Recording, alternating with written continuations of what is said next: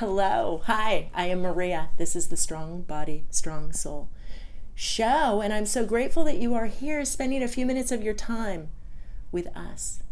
I'm Maria, but I'm here with three fantastic therapists. They were just having a meeting, and we were going to talk about other stuff today, but we are in Agoura Hills, California, just a few cities away from Thousand Oaks.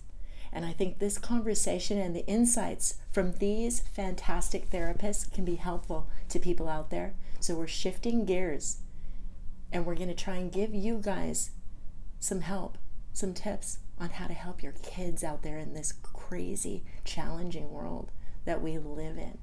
There's hope, and there are great people like these therapists that are here to help you. We're going to start with Audrey Newmont because we are in the Newmont Center right now in her offices. Audrey, can you please introduce yourself? Tell everybody who you are.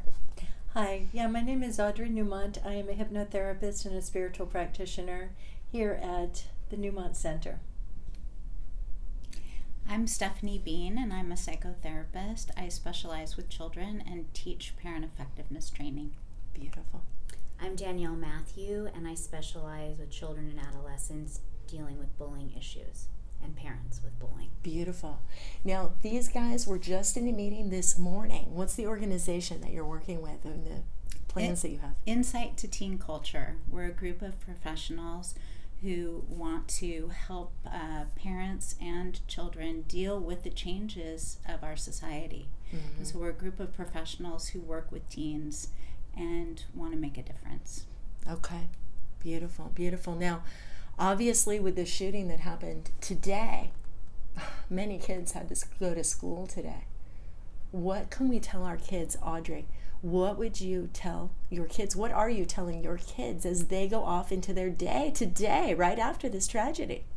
Well, it was interesting because I was driving to school with one, and we were talking about it, and I literally said to her, this thing just happened, and it's going to be all over your school, and I want you to know that your school is safe, you're safe, it's okay, and when this is being discussed, be a part of that conversation.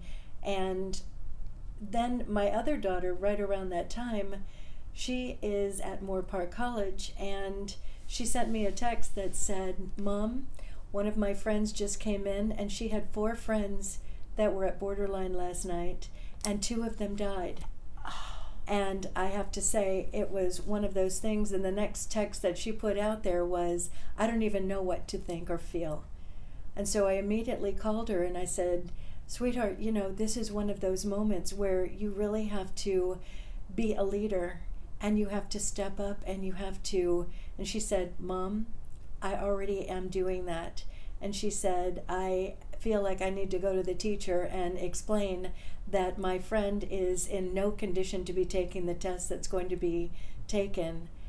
And I was just, number one, just so proud of her for doing that. But it's also, I think, for this moment when there is all these things going on, when you are able to focus on what the solutions are that you can do and how to help somebody in that moment, that really helps to own your power. So I looked at the little one, I was like, that's exactly what I'm talking about. When you are just able to be there for your friends and you're able to acknowledge your own emotions and find a way to work through them. Nice. Now, Audrey, the kids are still going to school. Mm-hmm. That girl's friends got killed. And that's just such a beautiful thing. Audrey does amazing workshops here, and a lot of her workshops are geared towards teens, towards empowering them. And that is such a great testament to you as a mom that your daughter just right away went for it, to use her voice to defend a friend who was in need. Yeah. That's fantastic. And that is a beautiful way for them to process how this all unfolds. Whether it's last night, we may never know all the details, and it doesn't matter. But things like this keep happening. Stephanie, what would you say? Well, one thing that I am concerned about is just, as we were talking about earlier, it's on the news and they're repeating it over and over, and those images are so anxiety provoking. Mm-hmm.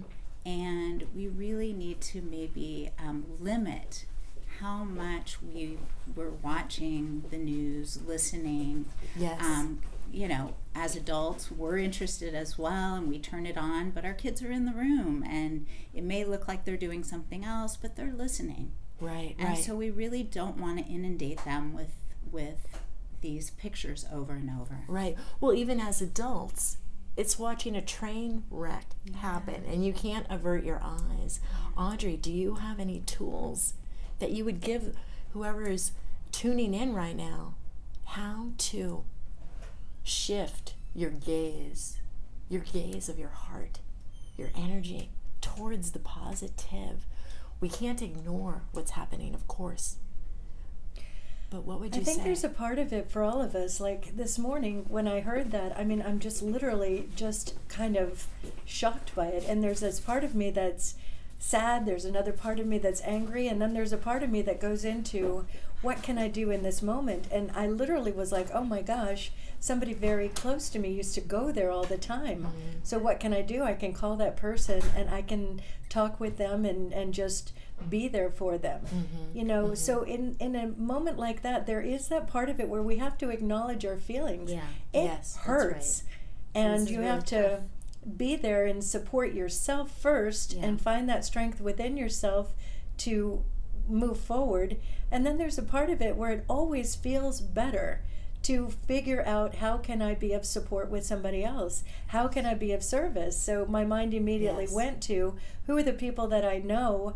And then there's a part of it where it always feels better to hold it in prayer. You know, however you pray.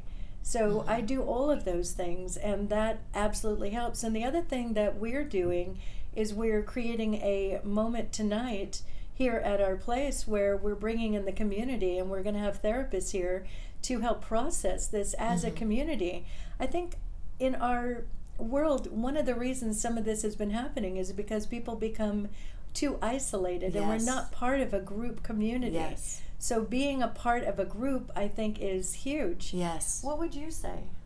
I would say that's really important, having community, having connection. I think that's what we're really talking about, is the idea of connection and how to get connection. Yes. And everyone feels it very differently, and I think Audrey's opening up a wonderful tool for that tonight with having people here. If you don't know people, it's okay. We just want you to feel like you can connect. Yes. And you can be part of the community and helping and having your feelings at the same time and feeling supported. Yes, yes, yes. Not So feeling alone. Yeah. yes, I'll put the information. If anybody is local here and wants to come tonight in Agora Hills, you're welcome too. But I think that's one of the most important things about the use of social media in general as well.